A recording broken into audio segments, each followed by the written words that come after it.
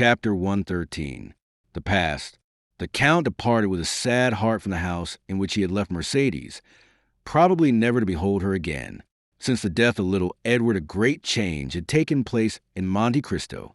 Having reached the summit of his vengeance by a long and tortuous path, he saw an abyss of doubt yawning before him.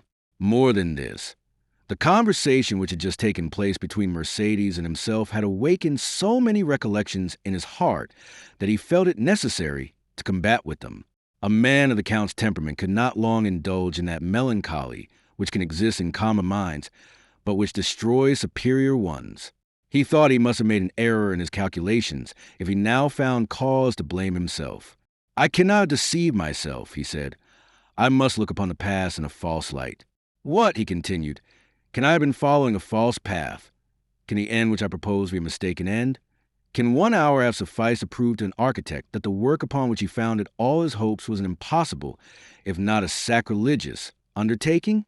I cannot reconcile myself to this idea. It would madden me. The reason why I am now dissatisfied is that I have not a clear appreciation of the past.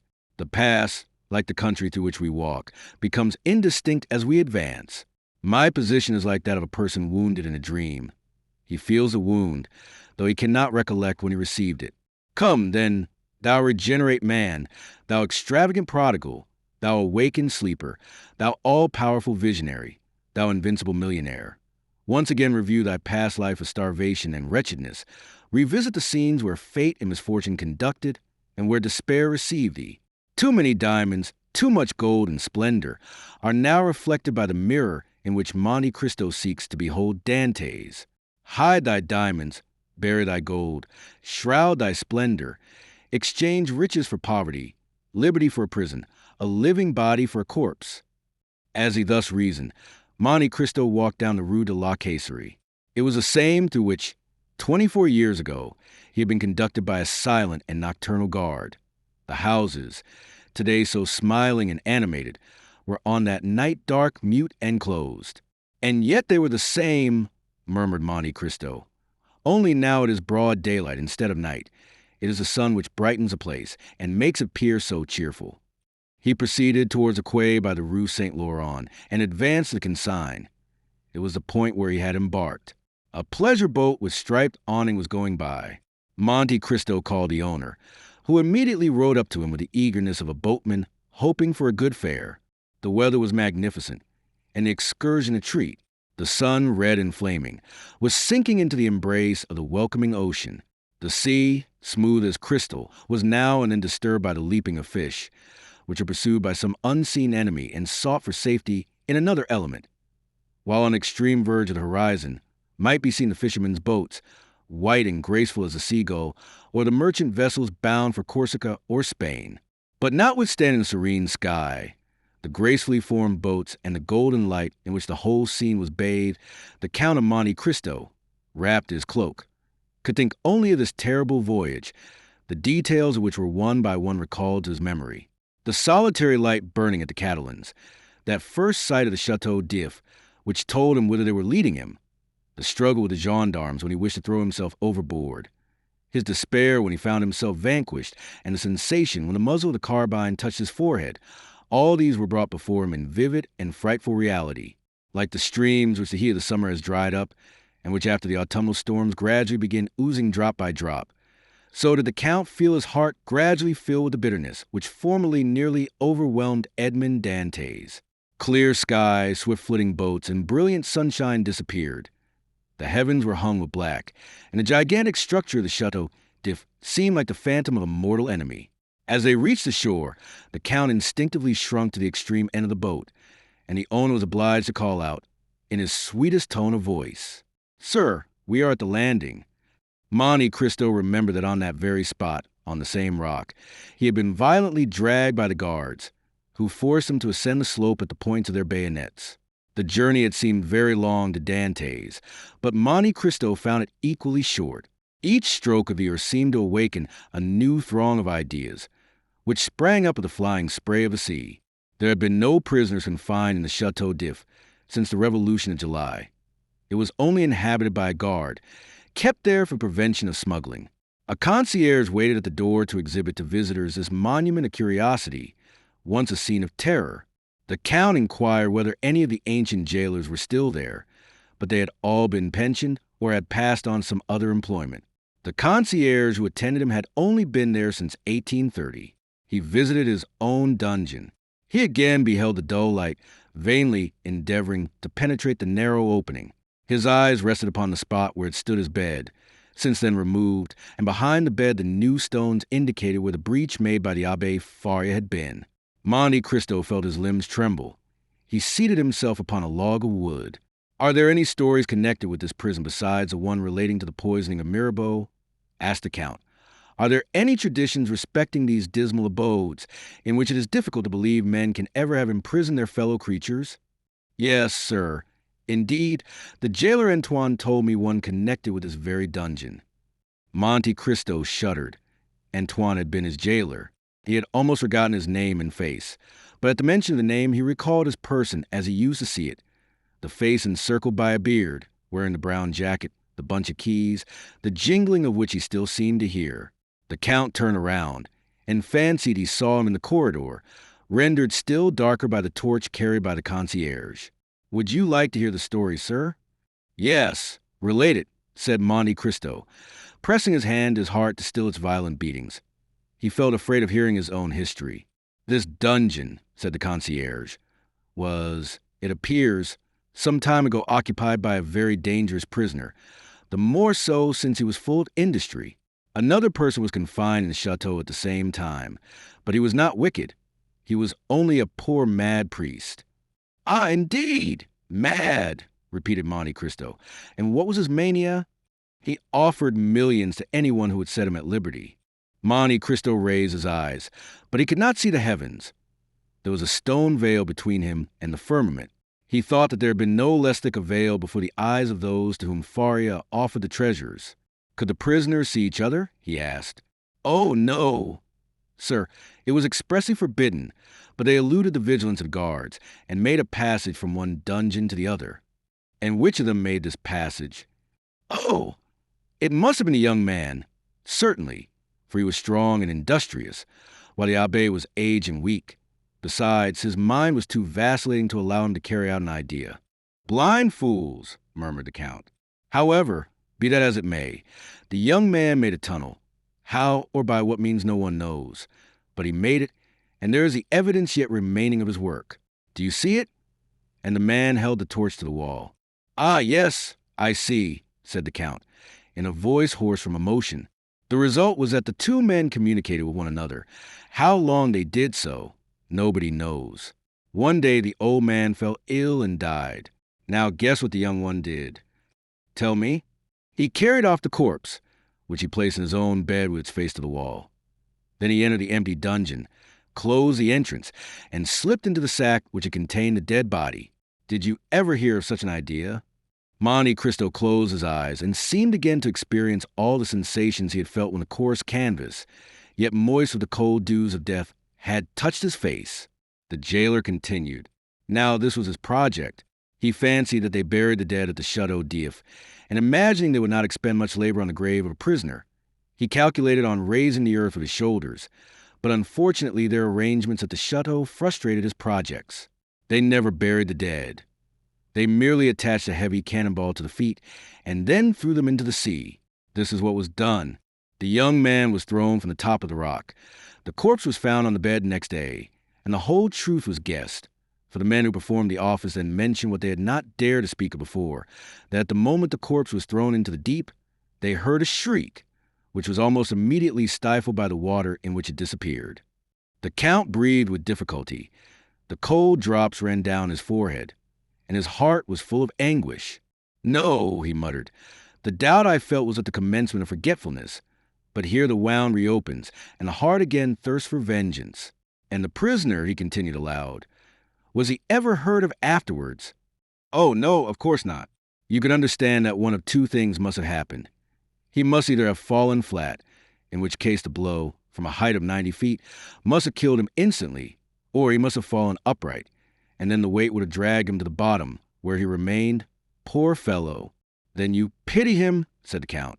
"My FOI, yes. though he was in his own element. What do you mean? The report was that he had been a naval officer who had been confined for plotting with the Bonapartists. Greatest truth, muttered the Count. Fire cannot burn, nor water drown it. Thus the poor sailor lives in the recollection of those who narrate his history.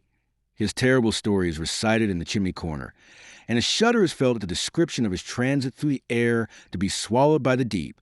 Then the Count added aloud, was his name ever known? Oh, yes, but only as number 34. Oh, Villefort, Villefort, murmured the Count. This scene must often have haunted thy sleepless hours. Do you wish to see anything more, sir? Said the concierge. Yes, especially if you will show me the poor abbé's room. Ah, number 27. Yes, number 27, repeated the Count, who seemed to hear the voice of the abbé answering him in those very words through the wall when asked his name. Come, sir. Wait, said Monte Cristo. I wish to take one final glance around this room. This is fortunate, said the guide. I have forgotten the other key. Go and fetch it. I will leave you the torch, sir.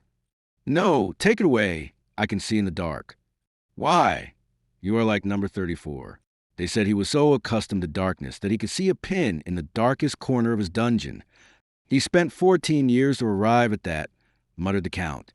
The guide carried away the torch. The Count had spoken correctly. Scarcely had a few seconds elapsed ere he saw everything as distinctly as by daylight. Then he looked around him and really recognized his dungeon. Yes, he said, there's a stone upon which I used to sit. There's the impression made by my shoulders on the wall. There's a mark of my blood made when one day I dashed my head against the wall. Oh, those figures, how well I remember them.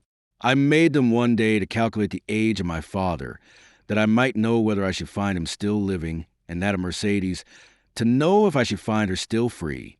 After finishing that calculation, I had a minute's hope. I did not reckon upon hunger and infidelity, and a bitter laugh escaped the Count.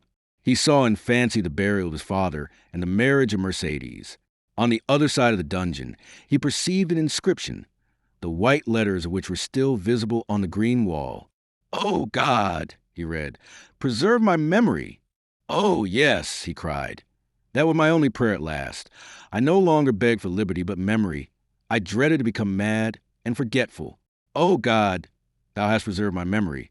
I thank thee, I thank thee. At this moment, the light of the torch was reflected on the wall. The guide was coming. Monte Cristo went to meet him. Follow me, sir. And without ascending the stairs, the guide conducted him by a subterraneous passage to another entrance.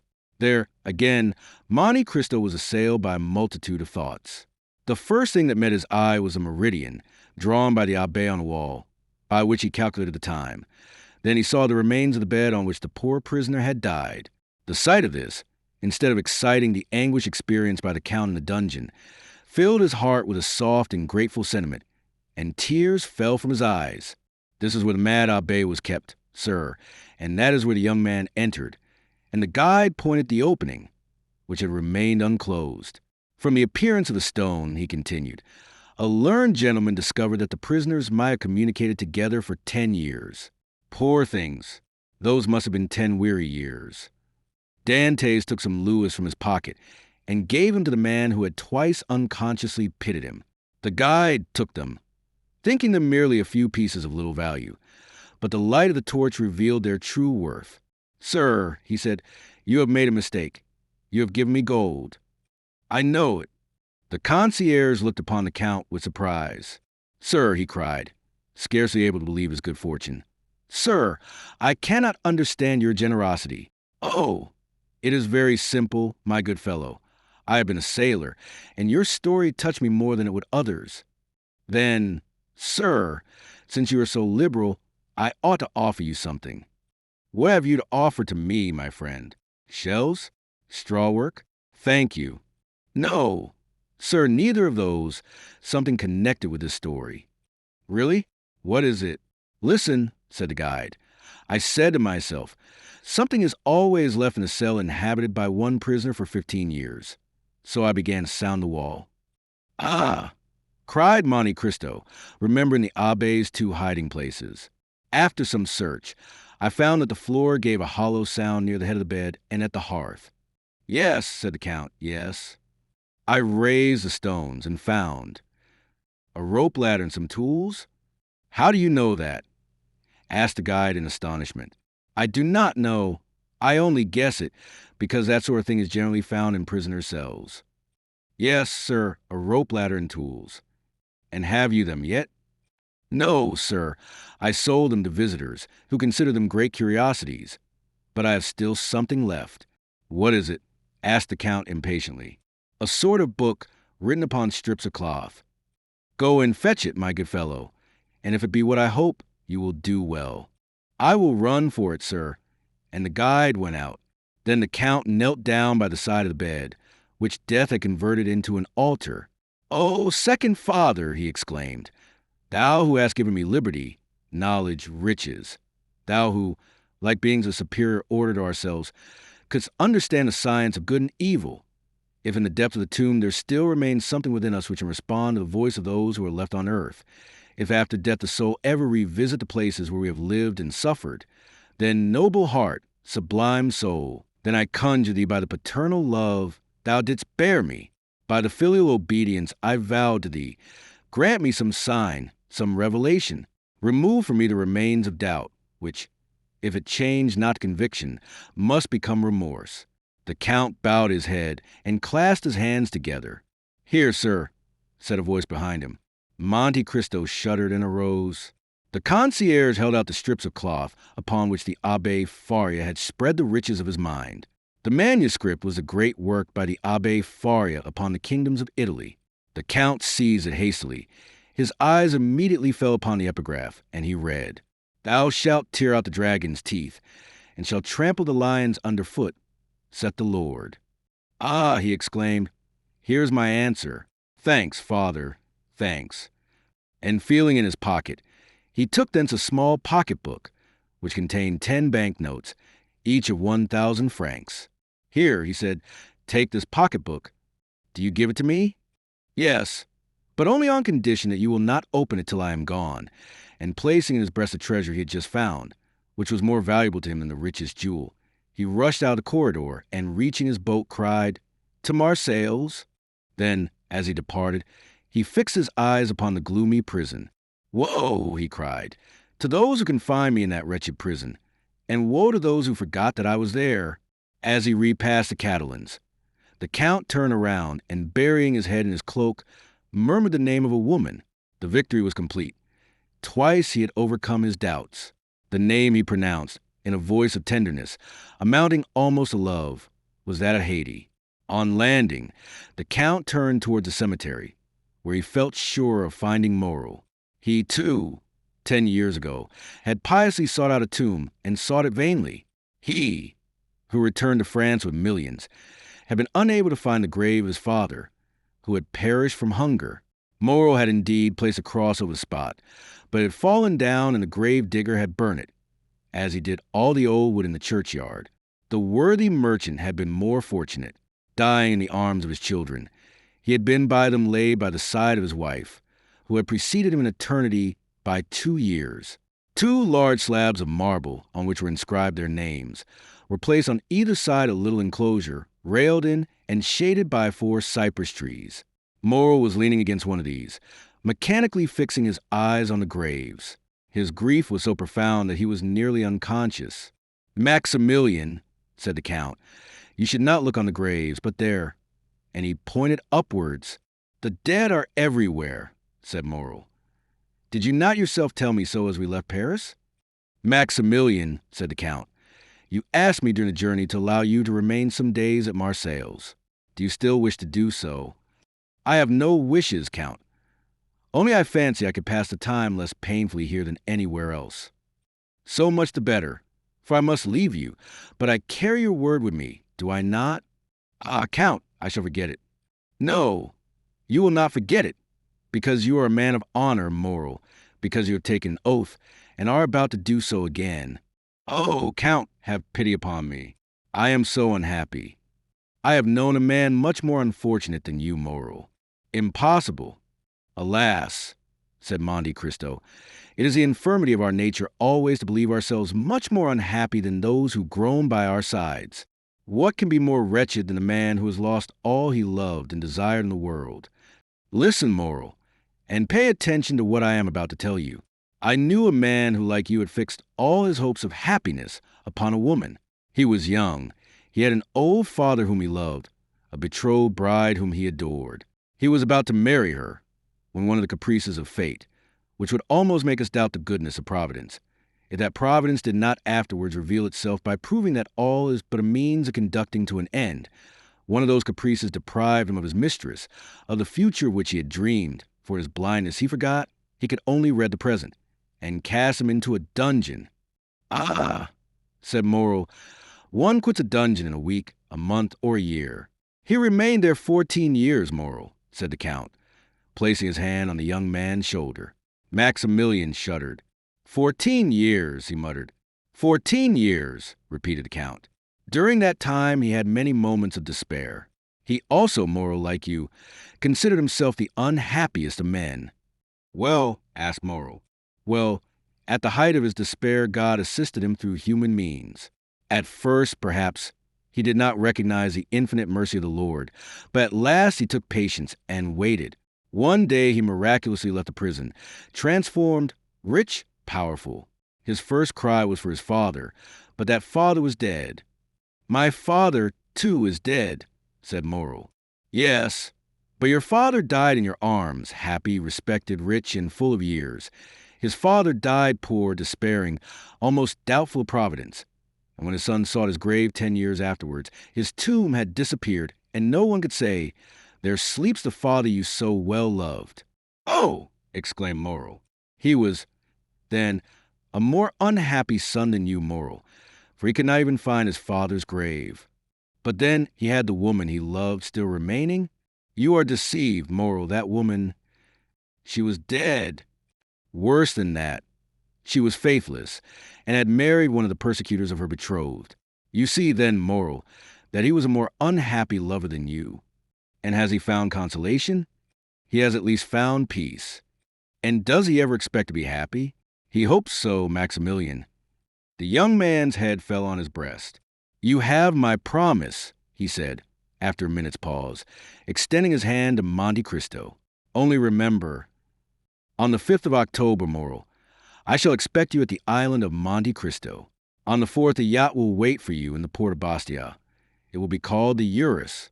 You will give your name to the captain, who will bring you to me. It is understood, is it not?" "But, Count, do you remember that the 5th of October?" "Child," replied the Count, "not to know the value of a man's word. I have told you 20 times that if you wish to die on that day, I will assist you. Moral, farewell. Do you leave me?" "Yes, I have business in Italy."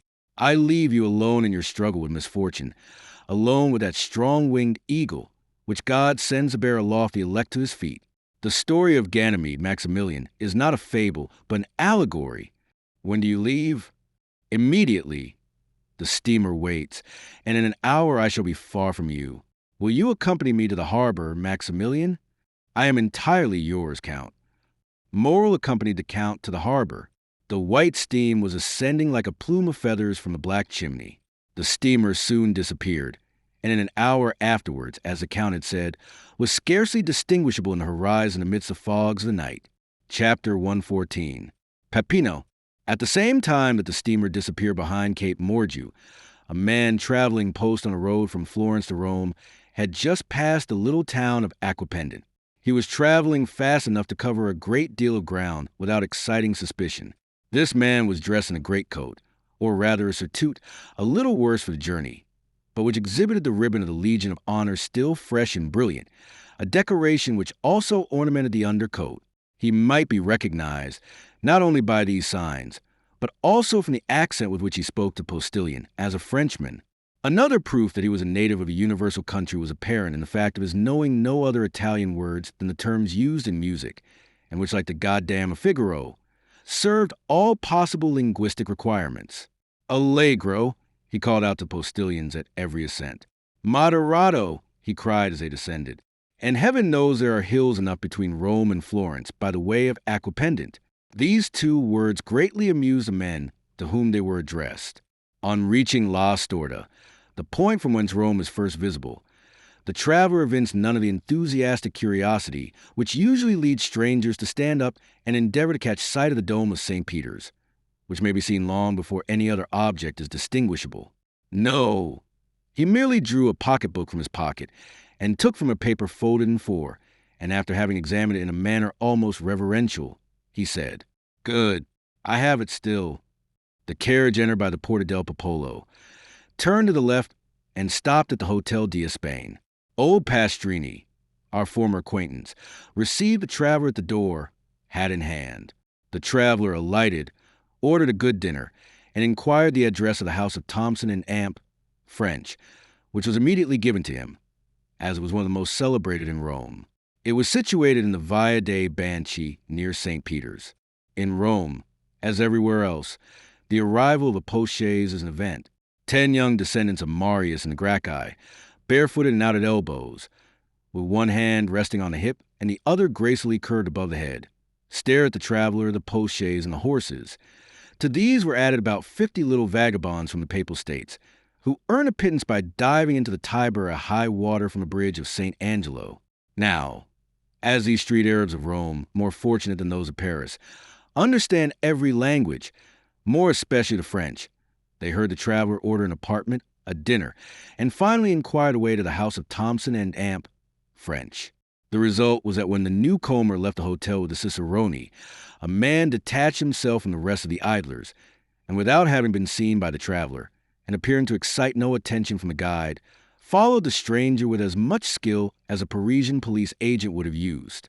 The Frenchman had been so impatient to reach the house of Thompson and Amp, French, that he would not wait for the horses to be harnessed, but left word for the carriage to overtake him on the road, or to wait for him at the banker's door.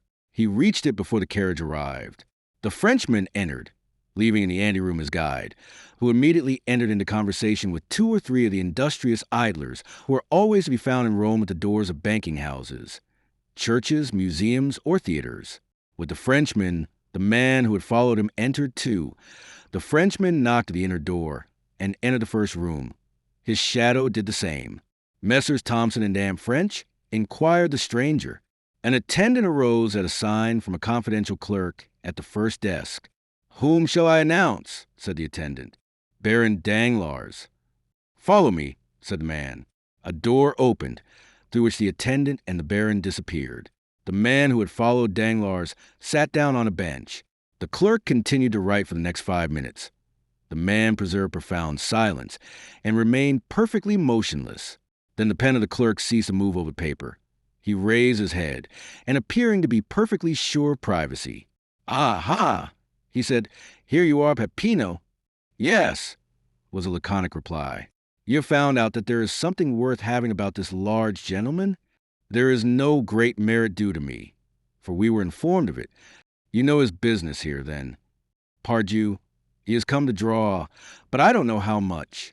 You will know presently, my friend." "Very well. Only do not give me false information, as you did the other day."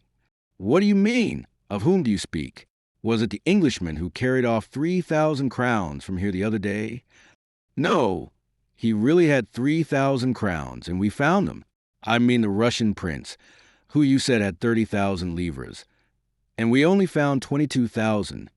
You must have searched badly." Luigi Vampa himself searched. "In that case, he must either have paid his debts." "A Russian do that? Or spent the money?" "Possibly, after all." "Certainly.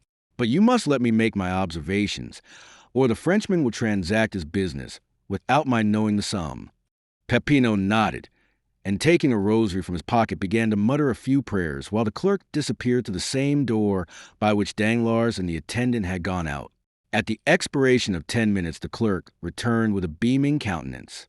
"Well, ask Peppino his friend. Joy, joy, the sum is large. 5 or 6 millions, is it not?" "Yes, you know the amount." "On the receipt of the Count of Monte Cristo?" "Why, how came you to be so well acquainted with all this?" "I told you we were informed beforehand." "Then why do you apply to me?" that I may be sure I have the right man. Yes, it is indeed he. 5 millions, a pretty sum, Peppino. Hush! Here's our man. The clerk seized his pen and Peppino his beads. One was writing and the other praying when the door opened. Danglars looked radiant with joy.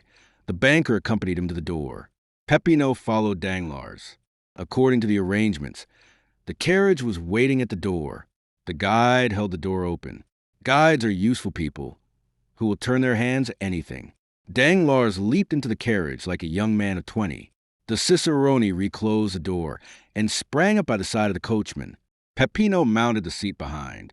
"Will your excellency visit St. Peter's?" asked the cicerone. "I did not come to Rome to see," said Danglars aloud. Then he added softly, with an avaricious smile, "I came to touch." And he rapped his pocketbook, in which he had just placed a letter. "Then your excellency is going to the hotel." "Casa Pastrini," said the cicerone to the coachman, and the carriage drove rapidly on. 10 minutes afterward the baron entered his apartment, and Peppino stationed himself on the bench outside the door of the hotel, after having whispered something in the ear of one of the descendants of Marius and the Gracchi, whom we noticed at the beginning of the chapter, who immediately ran down the road, leading to the capital at his fullest speed. Danglars was tired and sleepy. He therefore went to bed, placing his pocketbook under his pillow. Peppino had a little spare time, so he had a game or more with the facchini, lost 3 crowns, and then to console himself drank a bottle of Orvieto. The next morning Danglars awoke late.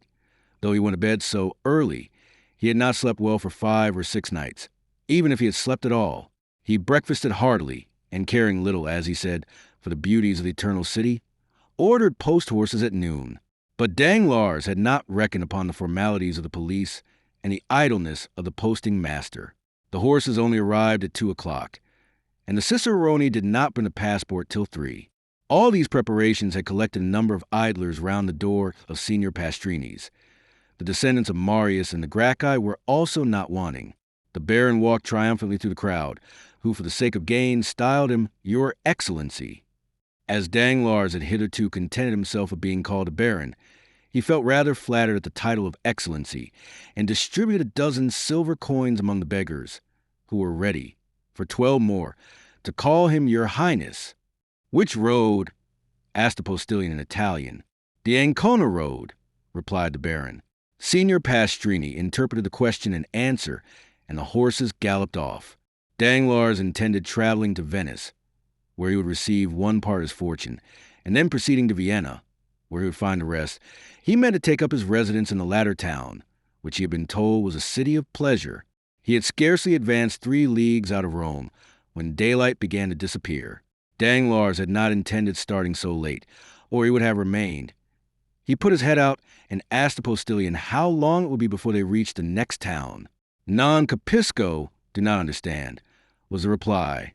Danglars bent his head, which he meant to imply, "Very well." The carriage again moved on. "I will stop at the first posting house," said Danglars to himself. He still felt the same self-satisfaction which he had experienced the previous evening, and which had procured him so good a night's rest. He was luxuriously stretched in a good English calash with double springs. He was drawn by 4 good horses at full gallop. He knew the relay to be at a distance of 7 leagues. What subject of meditation could present itself to the banker, so fortunately become bankrupt? Danglars thought for 10 minutes about his wife in Paris, another 10 minutes about his daughter traveling with Mademoiselle d'Armilly. The same period was given to his creditors, and the manner in which he intended spending their money. And then, having no subject left for contemplation, he shut his eyes and fell asleep. Now and then a jolt more violent than the rest caused him to open his eyes. Then he felt that he was still being carried with great rapidity over the same country, thickly strewn with broken aqueducts, which looked like granite giants petrified while running a race. But the night was cold, dull, and rainy, and it was much more pleasant for a traveler to remain in the warm carriage than to put his head out of the window to make inquiries of postilion, whose only answer was "Non capisco." Danglars therefore continued to sleep, saying to himself that he would be sure to awake at the posting house. The carriage stopped. Danglars fancied that they had reached a long-desired point. He opened his eyes and looked to the window, expecting to find himself in the midst of some town, or at least village, but he saw nothing except what seemed like a ruin, where 3 or 4 men went and came like shadows. Danglars waited a moment, expecting the postilion to come and demand payment with the termination of his stage. He intended taking advantage of the opportunity to make fresh inquiries of a new conductor, but the horses were unharnessed, and others put in their places, without anyone claiming money from the traveler.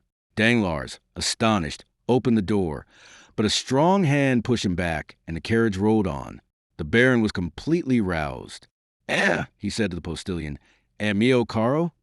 This was another little piece of Italian the Baron had learned from hearing his daughter sing Italian duets with Cavalcanti. But mio caro did not reply. Danglars then opened the window. Come, my friend, he said, thrusting his hand to the opening. Where are we going? Dentro la testa, answered a solemn and imperious voice, accompanied by a menacing gesture. Danglars thought dentro la testa meant, put in your head. He was making rapid progress in Italian. He obeyed, not without some uneasiness, which, momentarily increasing, caused his mind, instead of being as unoccupied as it was when he began his journey, to fill with ideas which were very likely to keep a traveler awake, more especially one in such a situation as Danglars. His eyes acquired that quality which in the first moment of strong emotion enables them to see distinctly, and which afterwards fails from being too much taxed. Before we are alarmed, we see correctly. When we are alarmed, we see double. And when we have been alarmed, we see nothing but trouble. Danglars observed a man in a cloak galloping at the right hand of the carriage. Some gendarme, he exclaimed. Can I have been intercepted by French telegrams to the pontifical authorities? He resolved to end his anxiety. Where are you taking me? He asked. Dentro la testa, replied the same voice, with the same menacing accent. Danglars turned to the left. Another man on horseback was galloping on that side. Decidedly, said Danglars, with the perspiration on his forehead, I must be under arrest. And he threw himself back in the calash, not this time to sleep, but to think. Directly afterwards the moon rose. He then saw the great aqueducts, those stone phantoms which he had before remarked. Only then they were on the right hand. Now they were on the left. He understood that they had described a circle and were bringing him back to Rome. Oh, unfortunate, he cried. They must have obtained my arrest. The carriage continued to roll on with frightful speed. An hour of terror elapsed, for every spot they passed showed that they were on the road back. At length he saw a dark mass, against which it seemed as if the carriage was about to dash. But the vehicle turned to one side, leaving the barrier behind, and Danglars saw that it was one of the ramparts encircling Rome. Mon Dieu, cried Danglars, we are not returned to Rome. Then it is not justice which is pursuing me. Gracious heavens, another idea presents itself. What if they should be... His hair stood on end. He remembered those interesting stories, so little believed in Paris, respecting Roman bandits. He remembered the adventures that Albert de Morcerf had related when it was intended that he should marry Mademoiselle Eugenie.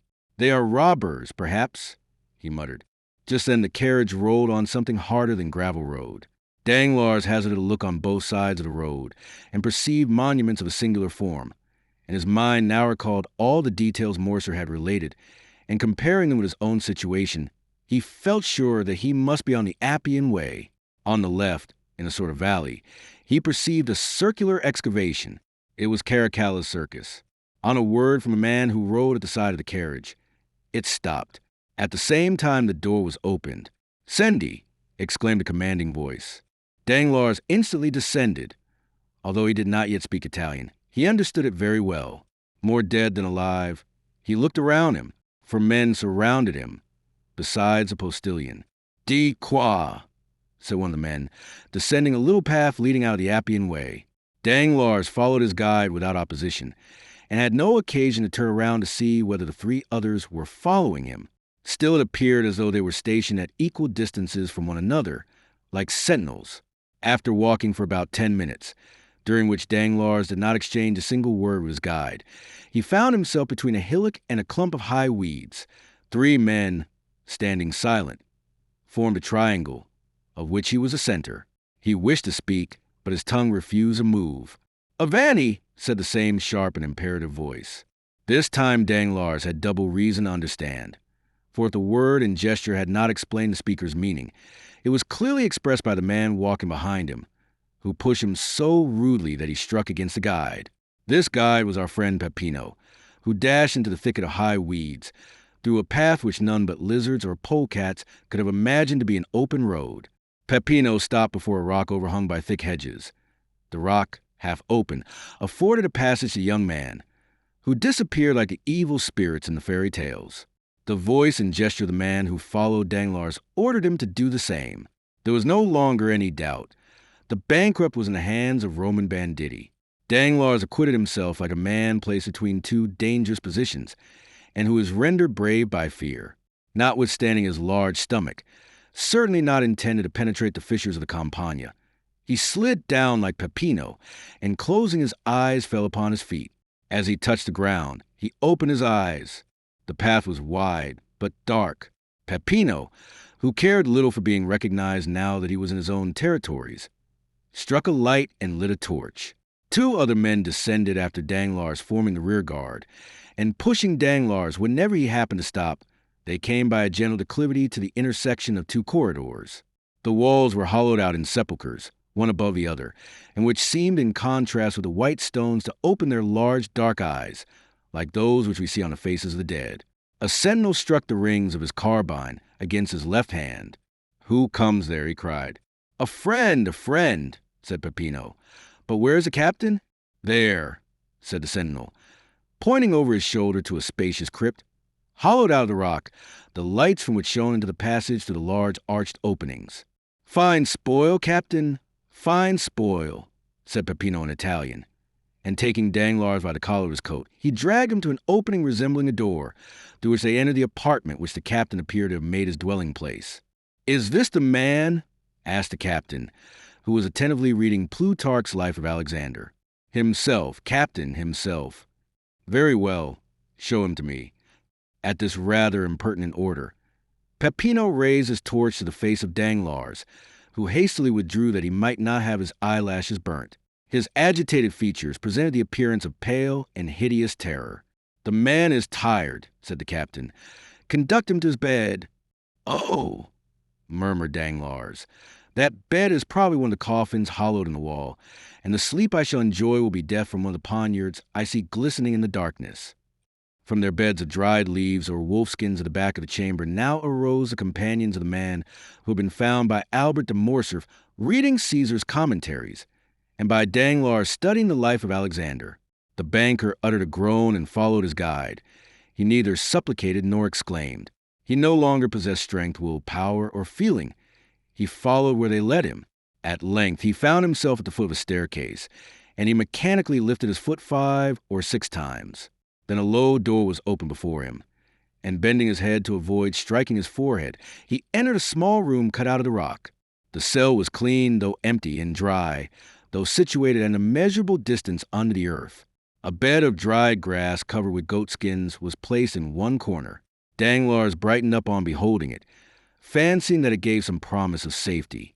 "Oh, God be praised," he said. "It is a real bed."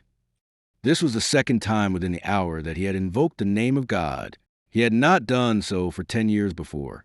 "Ecco," said the guide, and pushing Danglars into the cell, he closed the door upon him.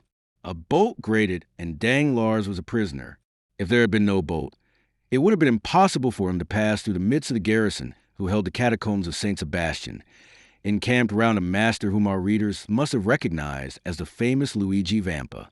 Danglars, too, had recognized the bandit, whose existence he would not believe when Albert de Morcerf mentioned him in Paris. And not only did he recognize him, but the cell in which Albert had been confined, and which was probably kept for the accommodation of strangers. These recollections were dwelt upon with some pleasure by Danglars, and restored him to some degree of tranquillity, since the bandits had not dispatched him at once. He felt that they would not kill him at all. They had arrested him for the purpose of robbery, and as he had only a few louis about him, he doubted not he would be ransomed. He remembered that Morcerf had been taxed at 4,000 crowns, and as he considered himself of much greater importance than Morcerf, he fixed his own price at 8,000 crowns. 8,000 crowns amounted to 48,000 livres. He would then have about 5,050,000 francs left. With this sum, he could manage to keep out of difficulties. Therefore, tolerably secure in being able to extricate himself from his position, provided he were not rated at the unreasonable sum of 5,050,000 francs. He stretched himself on his bed, and after turning over 2 or 3 times, fell asleep with the tranquility of the hero whose life Luigi Vampa was studying. Chapter 115. Luigi Vampa's Bill of Fare. We awake from every sleep except the one dreaded by Danglars. He awoke to a Parisian accustomed to silken curtains, walls hung with velvet drapery, and the soft perfume of burning wood, the white smoke which diffuses itself in graceful curves around the room. The appearance of the whitewashed cell, which greeted his eyes on awakening, seemed like the continuation of some disagreeable dream. But in such a situation, a single moment suffices to change the strongest doubt into certainty. Yes, yes, he murmured. I am in the hands of the brigands of whom Albert de Morcerf spoke. His first idea was to breathe, that he might know whether he was wounded. He borrowed this from Don Quixote, the only book he had ever read, but which he still slightly remembered. No, he cried. They have not wounded, but perhaps they have robbed me, and he thrust his hands into his pockets. They were untouched. The 100 louis he had reserved for his journey from Rome to Venice were in his trousers pocket, and in that of his greatcoat he found a little note case containing his letter of credit for 5,050,000 francs. Singular bandits, he exclaimed. They have left me my purse and pocketbook. As I was saying last night, they intend me to be ransomed. Hello, here's my watch. Let me see what time it is. Danglars' watch, one of Brigida's repeaters, which he had carefully wound up on the previous night, struck 5:30. Without this, Danglars would have been quite ignorant of the time, for daylight did not reach his cell. Should he demand an explanation from the bandits, or should he wait patiently for them to propose it? The last alternative seemed the most prudent, so he waited until 12 o'clock. During all this time a sentinel, who had been relieved at 8 o'clock, had been watching his door. Danglars suddenly felt a strong inclination to see the person who kept watch over him. He had noticed that a few rays, not of daylight, but from a lamp, penetrated through the ill-joined planks of the door. He approached just as the brigand was refreshing himself with a mouthful of brandy, which, owing to the leathern bottle containing it, sent forth an odor which was extremely unpleasant to Danglars. Faugh! He exclaimed, retreating to the farther corner of his cell. At 12 this man was replaced by another functionary, and Danglars, wishing to catch sight of his new guardian, approached the door again. He was an athletic, gigantic bandit, with large eyes, thick lips, and a flat nose. His red hair fell in disheveled masses like snakes around his shoulders. Aha! Cried Danglars. This fellow is more like an ogre than anything else. However, I am rather too old and tough to be very good eating. We see that Danglars was collected enough to jest. At the same time, as though to disprove the ogre's propensities, the man took some black bread, cheese, and onions from his wallet, which he began devouring voraciously. May I be hanged, said Danglars, glancing at the bandit's dinner through the crevices of the door. May I be hanged if I can understand how people can eat such filth. And he withdrew to seat himself upon his goatskin, which reminded him of the smell of the brandy. But the mysteries of nature are incomprehensible, and there are certain invitations contained in even the coarsest food which appeal very irresistibly to a fasting stomach. Danglars felt his own not to be very well supplied just then, and gradually the man appeared less ugly, the bread less black, and the cheese more fresh, while those dreadful vulgar onions recalled to his mind certain sauces and side dishes, which his cook prepared in a very superior manner whenever he said, Monsieur Denisot, let me have a nice little fricassee today. He got up and knocked on the door. The bandit raised his head. Danglars knew that he was heard, so he redoubled his blows. Che cosa? Asked the bandit. Come, come, said Danglars, tapping his fingers against the door. I think it is quite time to think of giving me something to eat. But whether he did not understand him, or whether he had received no orders respecting the nourishment of Danglars, the giant, without answering, went on with his dinner. Danglars' feelings were hurt, and not wishing to put himself under obligations to Brute, the banker threw himself down again on his goat skin, and did not breathe another word. For hours passed by, and the giant was replaced by another bandit. Danglars, who really began to experience sundry gnawings at the stomach, arose softly, again applied his eye to the crack of the door, and recognized the intelligent countenance of his guide. It was indeed Peppino, who was preparing to mount guard as comfortably as possible by seating himself opposite the door and placing between his legs an earthen pan containing chickpeas stewed with bacon.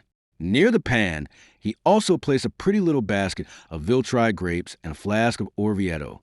Peppino was decidedly an epicure. Danglars watched these preparations, and his mouth watered.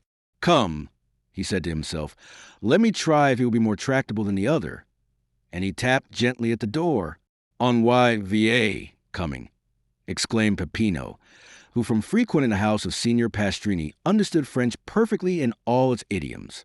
Danglars immediately recognized him as the man who had called out in such a furious manner, "Put in your head!" But this was not the time for recrimination, so he assumed his most agreeable manner and said with a gracious smile, "Excuse me, sir, but are they not going to give me any dinner? Does your excellency happen to be hungry?" "Happen to be hungry? That's pretty good, when I haven't eaten for 24 hours, muttered Danglars.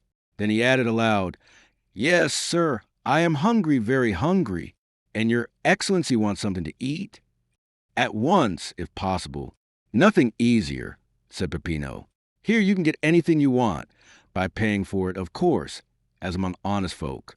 "Of course," cried Danglars, "although in justice, the people who arrest and imprison you ought at least to feed you." "That is not the custom, excellency," said Peppino. "A bad reason," replied Danglars, who reckoned on conciliating his keeper. "But I am content. Let me have some dinner." "At once. What would your excellency like?" And Peppino placed his pan on the ground, so that the steam rose directly under the nostrils of Danglars. "Give your orders. Have you kitchens here?" "Kitchens, of course, complete ones." "And cooks?" "Excellent." "Well, a fowl, fish, game. It signifies little, so that I eat." "As your excellency pleases." "You mentioned a fowl, I think?" "Yes, a fowl." Peppino, turning around, shouted, "A fowl for his excellency." His voice yet echoed in the archway when a handsome, graceful, and half-naked young man appeared, bearing a fowl in a silver dish on his head, without the assistance of his hands. "I could almost believe myself at the Café de Paris," murmured Danglars. "Here, your excellency," said Peppino, taking the fowl from a young bandit and placing it on the worm-eaten table, which with the stool and the goat-skin bed formed the entire furniture of the cell. Danglars asked for a knife and fork. "Here, excellency," said Peppino, offering him a little blunt knife and a boxwood fork. Danglars took the knife in one hand and the fork in the other, and was about to cut up the fowl.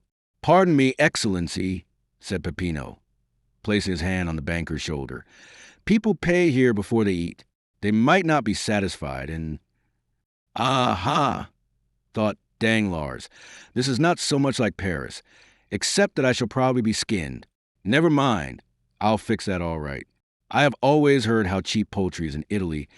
I should think a fowl is worth about 12 sous at Rome. There," he said, throwing a louis down. Peppino picked up the louis, and Danglars again prepared to carve the fowl. "Stay a moment, your excellency," said Peppino, rising. "You still owe me something." "I said they would skin me," thought Danglars, but resolving to resist the extortion, he said, "Come, how much do I owe you for this fowl?" "Your excellency has given me a louis on account." "A louis on account for a fowl?" "Certainly, and your excellency now owes me 4,999 louis." Danglars opened his enormous eyes on hearing this gigantic joke. "Very droll," he muttered. "Very droll indeed." And he again began to carve the fowl, when Peppino stopped the baron's right hand with his left and held out his other hand. "Come now," he said. "Is it not a joke?" said Danglars. "We never joke," replied Peppino, solemn as a Quaker. "What? 100,000 francs for a fowl." "Ah, excellency, you cannot imagine how hard it is to rear fowls in these horrible caves." Come, this is very droll, very amusing, I allow, but as I am very hungry, pray allow me to eat." "Stay, here is another louis for you." "Then that will make only 4,998 louis more," said Peppino with the same indifference. "I shall get them all in time." "Oh, as for that," said Danglars, angry at this prolongation of the jest, "as for that, you won't get them at all. Go to the devil. You do not know with whom you have to deal." Peppino made a sign, and the youth hastily removed the fowl. Danglars threw himself upon his goat skin, and Peppino, reclosing the door, again began eating his peas and bacon. Though Danglars could not see Peppino, the noise of his teeth allowed no doubt as to his occupation. He was certainly eating, and noisily too, like an ill-bred man. "Brute," said Danglars. Peppino pretended not to hear him, and without even turning his head, continued to eat slowly. Danglars' stomach felt so empty that it seemed as if it would be impossible ever to fill it again. Still he had patience for another half hour, which appeared to him like a century. He again arose and went to the door. "Come, sir, do not keep me starving here any longer, but tell me what they want." "Nay, your excellency, it is you who should tell us what you want. Give your orders, and we will execute them. Then open the door directly." Peppino obeyed. "Now look here, I want something to eat." "To eat, do you hear? Are you hungry? Come, you understand me. What would your excellency like to eat?" "A piece of dry bread, since the fowls are beyond all price in this accursed place." "Bread? Very well. Halloa there, some bread," he called. The youth brought a small loaf. "How much?" asked Danglars. "4,998 louis," said Peppino. "You have paid 2 louis in advance." "What? 100,000 francs for a loaf." 100,000 francs, repeated Peppino. "But you only asked 100,000 francs for a fowl. We have a fixed price for all our provisions. It signifies nothing whether you eat much or little, whether you have 10 dishes or 1. It is always the same price." "What? Still keeping up this silly jest? My dear fellow, it is perfectly ridiculous." "Stupid! You had better tell me at once that you intend starving me to death." "Oh, dear, no, your excellency, unless you intend to commit suicide. Pay and eat." "And what am I to pay with, brute?" said Danglars, enraged.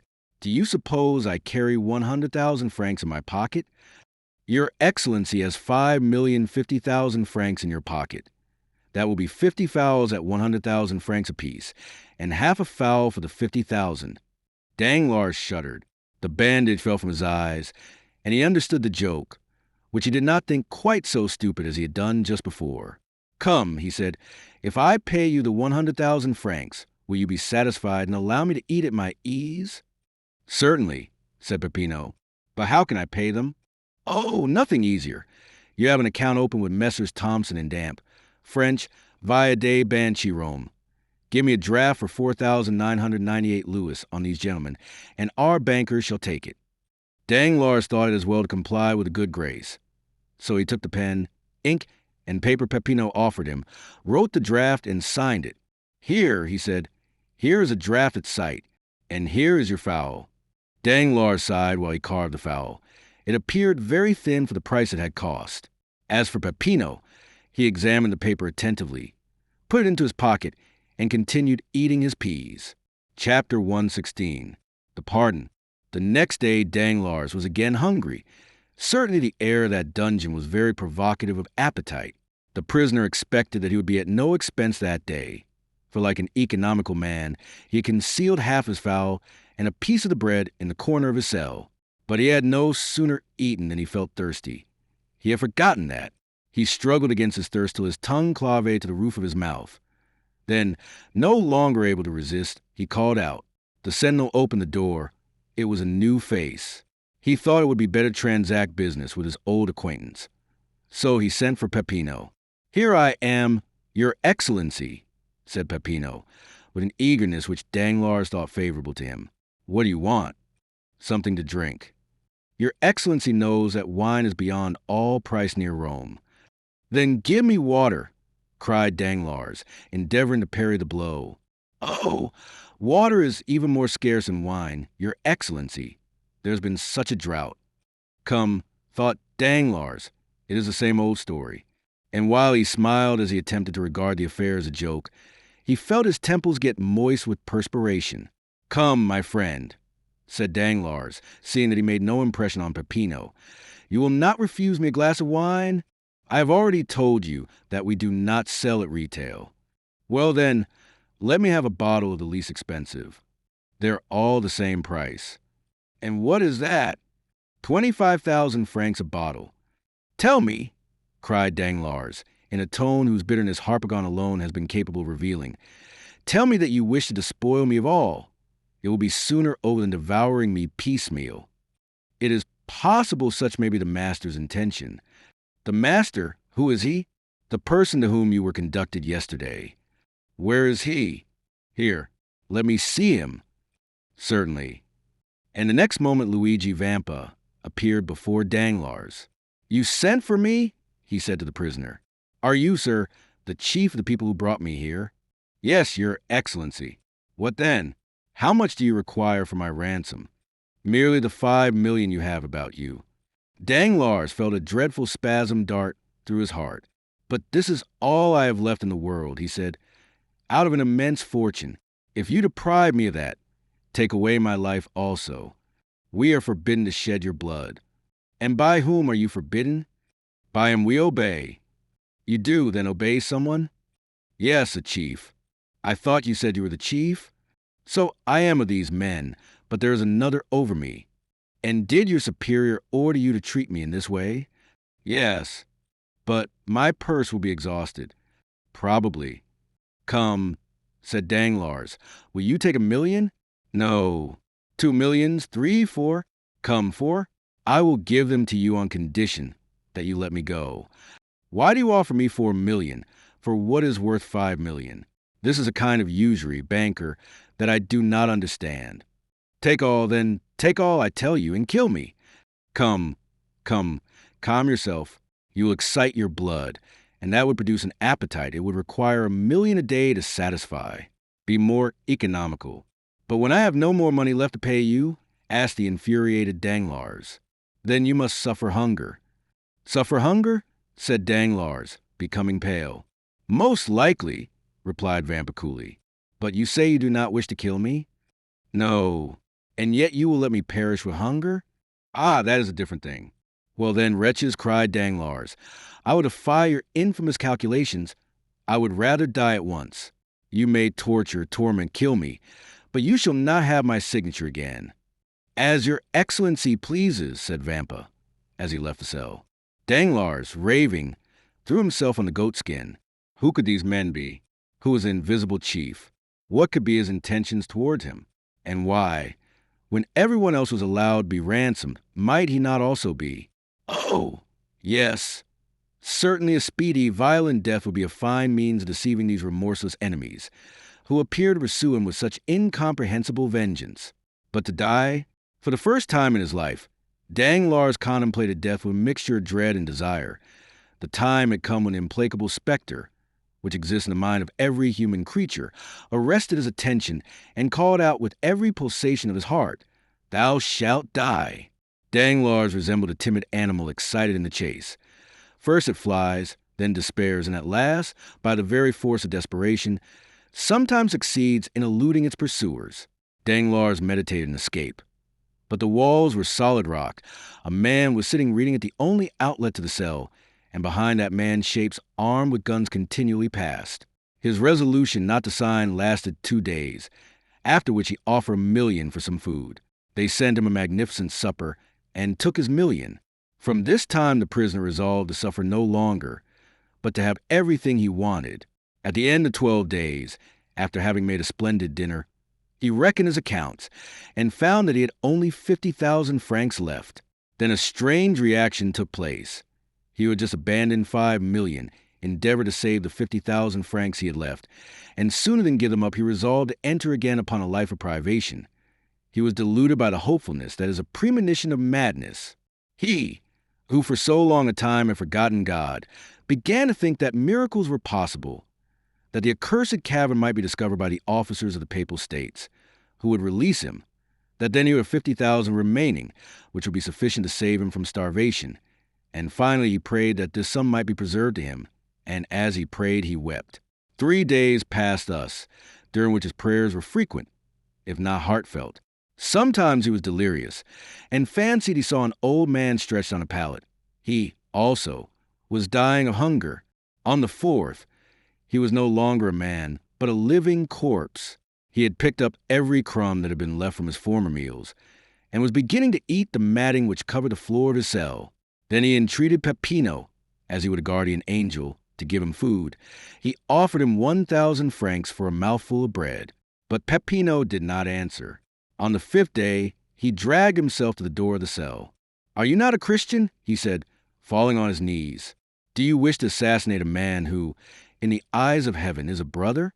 "Oh, my former friends, he murmured, and fell with his face to the ground. Then, rising in despair, he exclaimed, the chief." "Here I am," said Vampa, instantly appearing. "What do you want?" "Take my last gold," muttered Danglars, holding out his pocketbook, "and let me live here. I ask no more for liberty. I only ask to live." "Then you suffer a great deal?" "Oh, yes, cruelly." "Still, there have been men who suffered more than you." "I do not think so." "Yes, those who have died of hunger." Danglars thought of the old man whom, in his hours of delirium, he had seen groaning on his bed. He struck his forehead on the ground and groaned. "Yes," he said, "there have been some who have suffered more than I have, but then they must have been martyrs at least." "Do you repent?" asked a deep, solemn voice, which caused Danglars' hair to stand on end. His feeble eyes endeavored to distinguish objects, and behind the bandit he saw a man enveloped in a cloak, half lost in the shadow of a stone column. "Of what must I repent?" stammered Danglars. "Of the evil you have done," said the voice. Oh yes, I do indeed repent." And he struck his breast with his emaciated fist. "Then I forgive you," said the man, dropping his cloak and advancing to the light. "The Count of Monte Cristo," said Danglars, more pale from terror than he had been just before from hunger and misery. "You are mistaken. I am not the Count of Monte Cristo." "Then who are you?" "I am he whom you sold and dishonored. I am he who betrothed you prostituted. I am he upon whom you trampled that you might raise yourself to fortune. I am he whose father you condemned to die of hunger. I am he whom you also condemned to starvation, and who yet forgives you, because he hopes to be forgiven. I am Edmond Dantès." Danglars uttered a cry and fell prostrate. "Rise," said the Count. "Your life is safe. The same good fortune has not happened to your accomplices. One is mad, the other dead. Keep the 50,000 francs you have left. I give them to you. The 5 million you stole from the hospitals has been restored to them by an unknown hand. And now eat and drink. I will entertain you tonight. Vampa, when this man is satisfied, let him be free." Danglars remained prostrate while the Count withdrew. When he raised his head, he saw disappearing down the passage nothing but a shadow before which the bandits bowed. According to the Count's directions, Danglars was waited on by Vampa, who brought him the best wine and fruit of Italy. Then, having conducted him to the road and pointed to the post-chaise, left him leaning against a tree. He remained there all night, not knowing where he was. When daylight dawned, he saw that he was near a stream. He was thirsty, and dragged himself towards it. As he stooped down to drink, he saw that his hair had become entirely white. Chapter 117, the 5th of October. It was about 6 o'clock in the evening. An opal-colored light, through which an autumnal sun shed its golden rays, descended on the blue ocean. The heat of the day had gradually decreased, and a light breeze arose, seeming like the respiration of nature on awakening from the burning siesta of the south. A delicious zephyr played along the coast of the Mediterranean, and wafted from shore to shore the sweet perfume of plants, mingled with the fresh smell of the sea. A light yacht, chaste and elegant in its form, was gliding amidst the first dews of night over the immense lake, extending from Gibraltar to the Dardanelles, and from Tunis to Venice. The vessel resembled a swan with its wings open toward the wind, gliding on the water. It advanced swiftly and gracefully, leaving behind it a glittering stretch of foam. By degrees the sun disappeared behind the western horizon, but as though to prove the truth of the fanciful ideas in heathen mythology, its indiscreet rays reappeared on the summit of every wave, as if the god of fire had just sunk upon the bosom of Amphitrite, who in vain endeavored to hide her lover beneath her azure mantle. The yacht moved rapidly on, though there did not appear to be sufficient wind to ruffle the curls on the head of a young girl. Standing on the prow was a tall man of a dark complexion, who saw with dilating eyes that they were approaching a dark mass of land in the shape of a cone, which rose from the midst of the waves like the hat of a Catalan. "Is that Monte Cristo?" asked the traveler, to whose orders the yacht was for the time submitted, in a melancholy voice. Yes, Your Excellency, said the captain. We have reached it. We have reached it, repeated the traveler in an accent of indescribable sadness. Then he added in a low tone, Yes, that is the haven. And then he again plunged into a train of thought, the character of which was better revealed by a sad smile than it would have been by tears. A few minutes afterwards a flash of light, which was extinguished instantly, was seen on the land, and the sound of firearms reached the yacht. Your Excellency, said the captain, that was the land signal. Will you answer yourself? What signal? The captain pointed toward the island, up the side of which ascended a volume of smoke, increasing as it rose. Ah, yes, he said, as if awaking from a dream. Give it to me. The captain gave him a loaded carbine.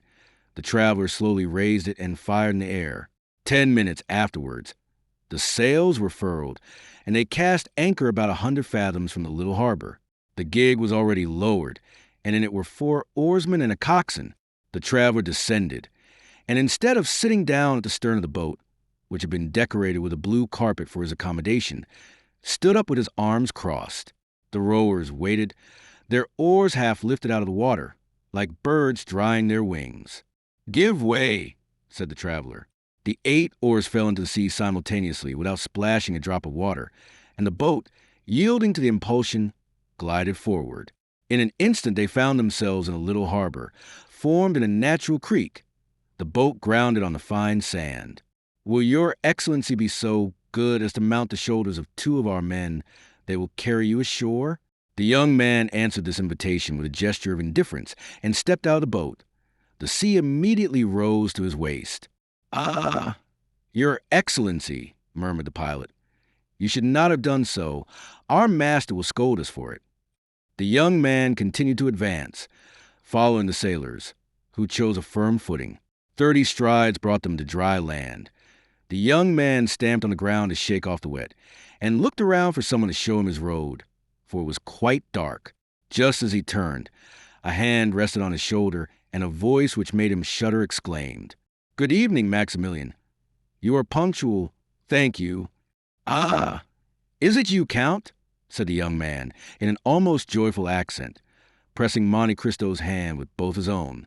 Yes, you see I am as exact as you are, but you are dripping. My dear fellow, you must change your clothes, as Calypso said to Telemachus. Come, I have a habitation prepared for you, in which you will soon forget fatigue and cold. Monte Cristo perceived that the young man had turned around. Indeed, Morrel saw with surprise that the men who had brought him had left without being paid, or uttering a word. Already the sound of their oars might be heard, as they returned to the yacht. Oh, yes, said the Count. You are looking for the sailors. Yes, I paid them nothing, and yet they are gone. Never mind that, Maximilian, said Monte Cristo, smiling. I have made an agreement with the Navy that the access to my island shall be free of all charge. I have made a bargain. Morrel looked at the Count with surprise. Count, he said, you are not the same here as in Paris. How so? Here you laugh. The Count's brow became clouded. You are right to recall me myself, Maximilian, he said. I was delighted to see you again, and forgot for a moment that all happiness is fleeting. Oh, no, no, Count, cried Maximilian, seizing the Count's hands. Pray laugh. Be happy, and prove to me, by your indifference, that life is endurable to sufferers. Oh, how charitable, kind, and good you are. You affect this gaiety to inspire me with courage. You are wrong, Morrel. I was really happy. Then you forget me. So much the better. How so? Yes, for as the gladiator said to the emperor when he entered the arena, he who is about to die salutes you. Then you are not consoled? Asked the Count, surprised. Oh, exclaimed Morrel, with a glance full of bitter reproach. Do you think it possible that I could be? Listen, said the Count. Do you understand the meaning of my words? You cannot take me for a commonplace man, a mere rattle, emitting a vague and senseless noise. When I ask you if you're consoled, I speak to you as a man for whom the human heart has no secrets. Well, Morrel, let us both examine the depths of your heart. Do you still feel the same feverish impatience of grief, which made you start like a wounded lion? Have you still that devouring thirst, which can only be appeased in the grave? Are you still actuated by the regret, which drags the living to the pursuit of death? Or are you only suffering from the prostration of fatigue and the weariness of hope deferred? Has the loss of memory rendered it impossible for you to weep? Oh, my dear friend, if this be the case, if you can no longer weep, if your frozen heart be dead, if you put all your trust in God, then, Maximilian, you are consoled. Do not complain. Count, said Morrel in a firm at the same time soft voice, listen to me. As to a man whose thoughts are raised to heaven, though he remains on earth, I come to die in the arms of a friend. Certainly, there are people whom I love. I love my sister Julie. I love her husband Emmanuel. But I require a strong mind to smile on my last moments. My sister will be bathed in tears and fainting. I could not bear to see her suffer. Emmanuel would tear the weapon from my hand and alarm the house with his cries. You, Count, who are more than mortal, will, I am sure, lead me to death by a pleasant path, will you not? My friend, said the Count, I have still one doubt. Are you weak enough to pride yourself upon your sufferings? No, indeed, I am calm, said Morrel, giving his hand to the Count. My pulse does not beat slower or faster than usual. No, I feel that I have reached the goal, and I will go no farther. You told me to wait and hope. Do you know what you did, unfortunate advisor? I waited a month, or rather I suffered for a month. I did hope. Man is a poor wretched creature. I did hope what I cannot tell, something wonderful, an absurdity, a miracle, of what nature he alone can tell who has mingled with our reason that folly we call hope. Yes, I did wait. Yes, I did hope, Count. And during this quarter of an hour we have been talking together, you have unconsciously wounded, tortured my heart. For every word you have uttered proved that there was no hope for me. Oh, Count, I shall sleep calmly, deliciously in the arms of death. Morrel uttered these words with an energy which made the Count shudder. My friend, continued Morrel, you named the 5th of October as the end of the period of waiting. Today is the 5th of October. He took out his watch. It is now 9 o'clock. I have yet 3 hours to live. Be it so, said the Count, calm. Morrel mechanically followed the Count, and they had entered the grotto before he perceived it. He felt a carpet under his feet. A door opened, perfume surrounded him, and a brilliant light dazzled his eyes. Morrel hesitated to advance. He dreaded the enervating effect of all that he saw. Monte Cristo drew him in gently. Why should we not spend the last 3 hours remaining to us of life, like those ancient Romans, who, when condemned by Nero, their emperor and heir, sat down at a table covered with flowers, and gently glided into death amid the perfume of heliotropes and roses? Morrel smiled. As you please, he said. Death is always death. That is forgetfulness, repose, exclusion from life, and therefore from grief. He sat down, and Monte Cristo placed himself opposite to him. They were in the marvelous dining room before described, where the statues had baskets on their heads always filled with fruits and flowers. Morrel had looked carelessly around, and had probably noticed nothing. Let us talk like men, he said, looking at the Count. Go on. Count, said Morrel, you are the epitome of all human knowledge, and you seem like a being descended from a wiser and more advanced world than ours. There is something true in what you say, said the Count, with that smile which made him so handsome. I have descended from a planet called grief. I believe all you tell me without questioning its meaning. For instance, you told me to live, and I did live. You told me to hope, and I almost did so. I am almost inclined to ask you, as though you had experienced death, is it painful to die? Monte Cristo looked upon Morrel with indescribable tenderness. Yes, he said, yes, doubtless it is painful, if you violently break the outer covering which obstinately begs for life, if you plunge a dagger into your flesh, if you insinuate a bullet into your brain, which the least shock disorders, then certainly you will suffer pain, and you will repent quitting a life for a repose you have bought at so dear a price. Yes, I know that there is a secret of luxury in pain and death, as well as in life. The only thing is to understand it. You have spoken truly, Maximilian, according to the care we bestow upon it. Death is either a friend who rocks us gently as a nurse, or an enemy who violently drags the soul from the body. Someday, when the world is much older, and when mankind will be masters of all the destructive powers in nature, to serve for the general good of humanity, when mankind, as you were just saying, have discovered the secrets of death, then that death will become as sweet and voluptuous as a slumber in the arms of your beloved. And if you wish to die, you would choose this death, Count? Yes. Morrel extended his hand. Now I understand, he said, why you have me brought here to this desolate spot, in the midst of the ocean, to this subterranean palace. It was because you love me, was it not, Count? It was because you love me well enough to give me one of those sweet means of death of which we were speaking. A death without agony, a death which allows me to fade away while pronouncing Valentine's name and pressing your hand. Yes, you have guessed rightly, Morrel, said the Count. That is what I intended. Thanks. The idea that tomorrow I shall no longer suffer is sweet to my heart. Do you then regret nothing? No, replied Morrel. Not even me? Asked the Count with deep emotion. Morrel's clear eye was for the moment clouded. Then it shone with unusual luster, and a large tear rolled down his cheek. What? Said the Count. Do you still regret anything in the world and yet die? Oh, I entreat you, exclaimed Morrel in a low voice. Do not speak another word, Count. Do not prolong my punishment. The Count fancied that he was yielding, and this belief revived the horrible doubt that had overwhelmed him at the Château d'If. I am endeavoring, he thought, to make this man happy. I look upon this restitution as a weight thrown into the scale to balance the evil I have wrought. Now, supposing I am deceived, supposing this man has not been unhappy enough to merit happiness. Alas, what would become of me who can only atone for evil by doing good? Then he said aloud, Listen, Morrel, I see your grief is great, but still you do not like to risk your soul. Morrel smiled sadly.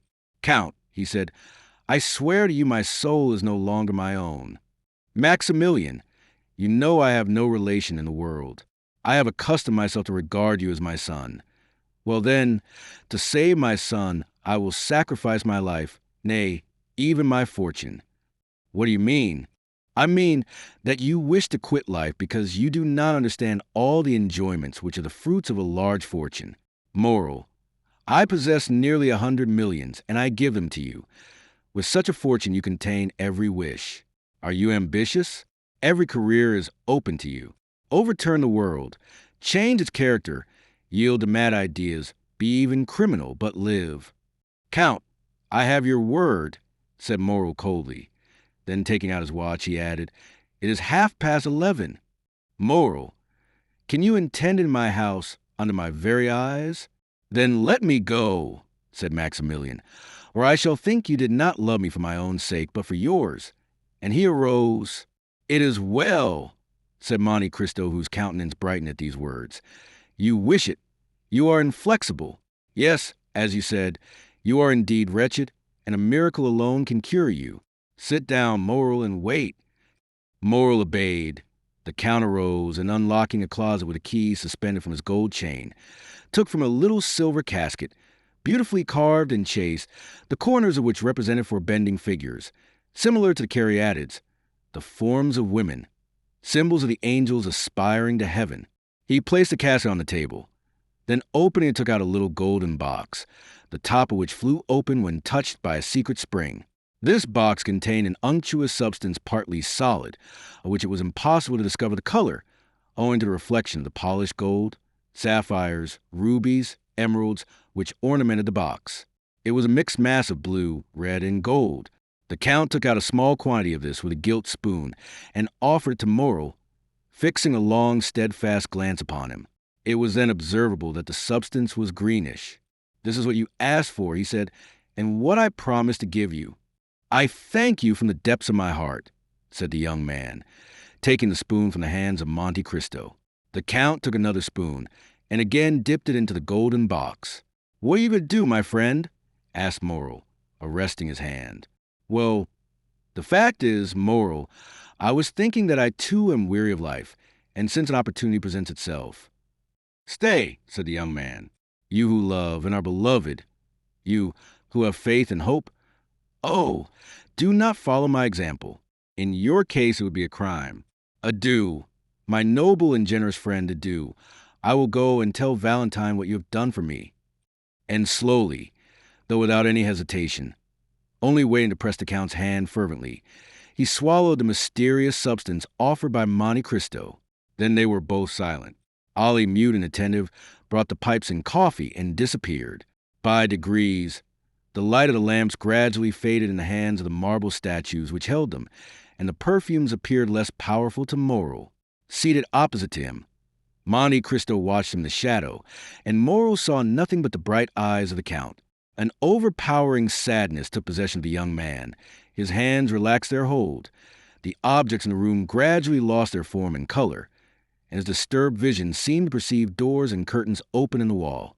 "Friend," he cried, "I feel that I am dying. Thanks." He made a last effort to extend his hand, but it felt powerless beside him. Then it appeared to him that Monte Cristo smiled, not with the strange and fearful expression which had sometimes revealed to him the secrets of his heart, but with the benevolent kindness of a father for a child. At the same time, the Count appeared to increase in stature. His form, nearly double its usual height, stood out in relief against the red tapestry. His black hair was thrown back, and he stood in the attitude of an avenging angel. Morrel, overpowered, turned around in the armchair. A delicious torpor permeated every vein. A change of ideas presented themselves to his brain, like a new design on the kaleidoscope. Enervated, prostrate, and breathless, he became unconscious of outward objects. He seemed to be entering that vague delirium preceding death. He wished once again to press the Count's hand, but his own was immovable. He wished to articulate a last farewell, but his tongue lay motionless and heavy in his throat, like a stone at the mouth of a sepulchre. Involuntarily, his languid eyes closed, and still through his eyelashes a well-known form seemed to move amid the obscurity with which he thought himself enveloped. The Count had just opened the door. Immediately, a brilliant light from the next room, or rather from the palace adjoining, shone upon a room in which he was gently gliding into his last sleep. Then he saw a woman of marvelous beauty appear on the threshold of the door separating the two rooms. Pale and sweetly smiling, she looked like an angel of mercy conjuring the angel of vengeance. "Is a heaven that opens before me," thought the dying man. "That angel resembles the one I have lost."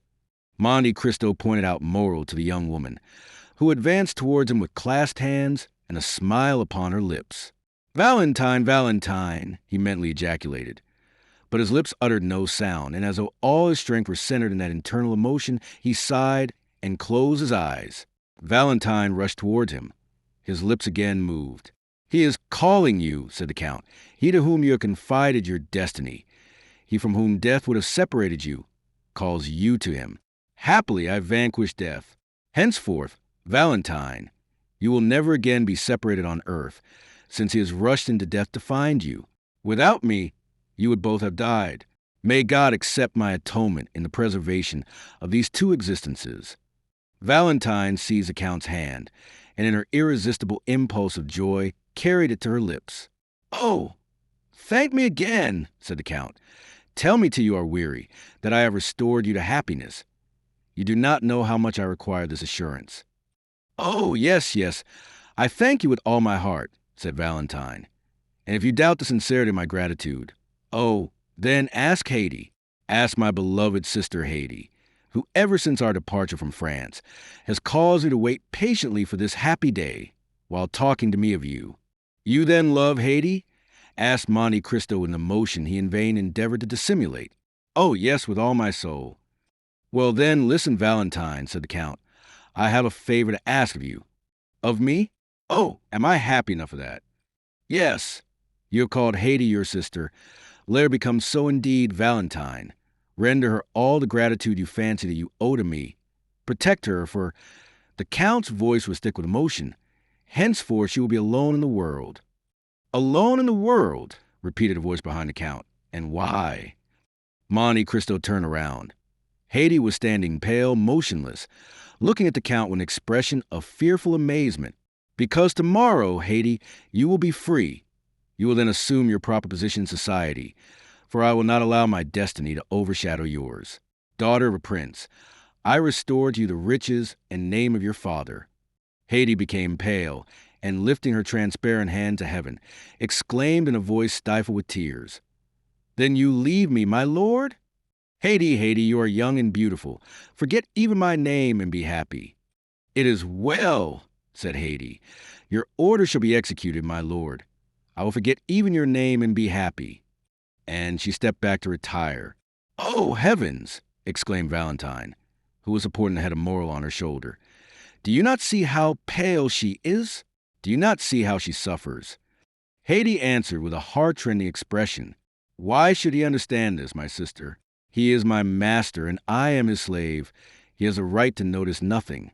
The Count shuddered at the tones of a voice which penetrated the inmost recesses of his heart. His eyes met those of the young girl, and he could not bear their brilliancy. Oh, heavens! Exclaimed Monte Cristo. Can my suspicions be correct? Haiti, would it please you not to leave me? I am young, gently replied Haiti. I love the life you have made so sweet to me, and I should be sorry to die. You mean, then, that if I leave you, Haiti, I should die, yes, my lord. Do you then love me? Oh, Valentine, he asked if I love him. Valentine, tell him if you love Maximilian.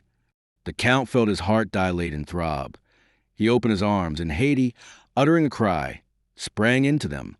Oh, yes, she cried, I do love you.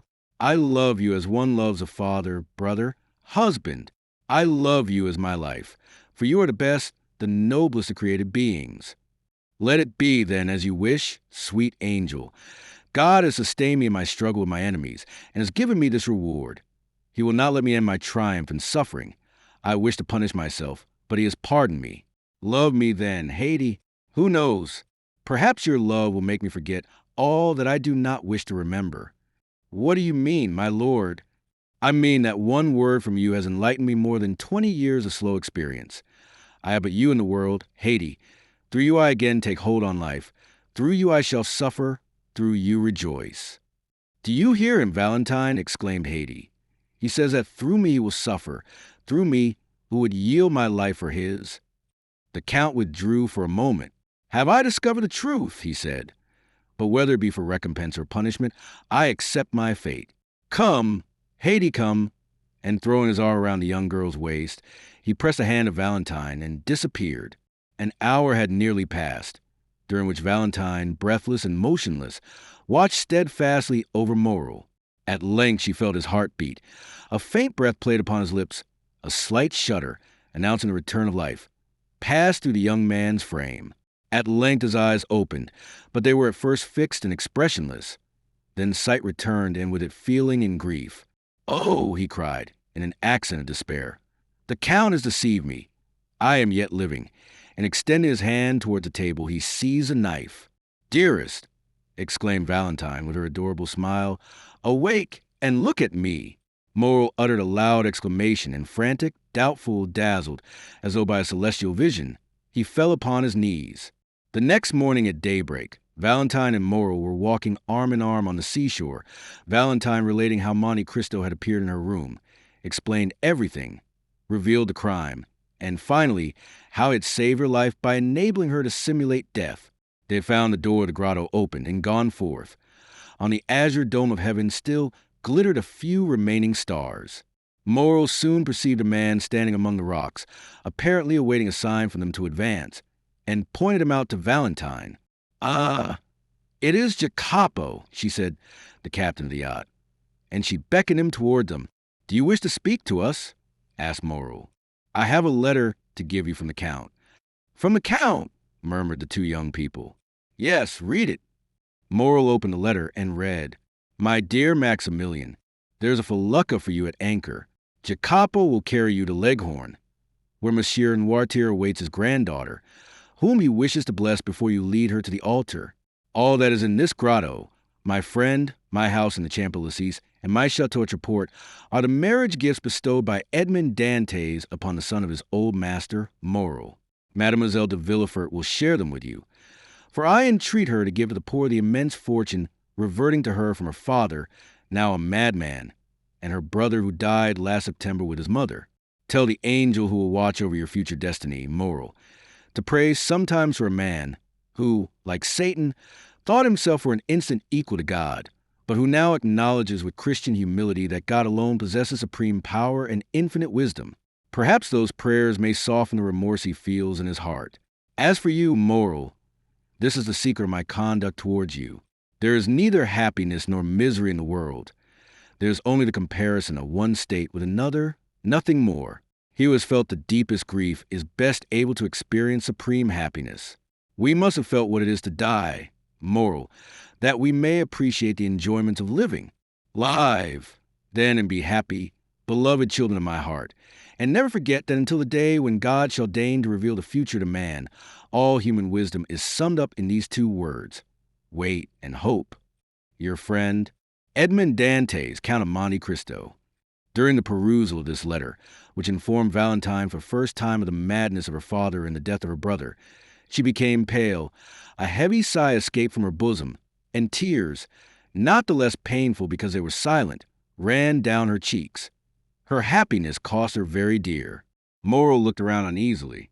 But, he said, the Count's generosity is too overwhelming. Valentine will be satisfied with my humble fortune. Where is the Count, friend? Lead me to him. Jacopo pointed towards the horizon. What do you mean? Asked Valentine. Where's the Count? Where's Haiti? Look, said Jacopo. The eyes of both were fixed upon the spot indicated by the sailor, and on the blue line separating the sky from the Mediterranean Sea. They perceived a large white sail. Gone, said Morrel. Gone! Adieu, my friend. Adieu, my father. Gone, murmured Valentine. Adieu, my sweet Haiti. Adieu, my sister. Who can say whether we shall ever see them again? Said Morrel with tearful eyes. Darling, replied Valentine, has not the Count just told us that all human wisdom is summed up in two words? Wait and hope, Efficy Sparrow.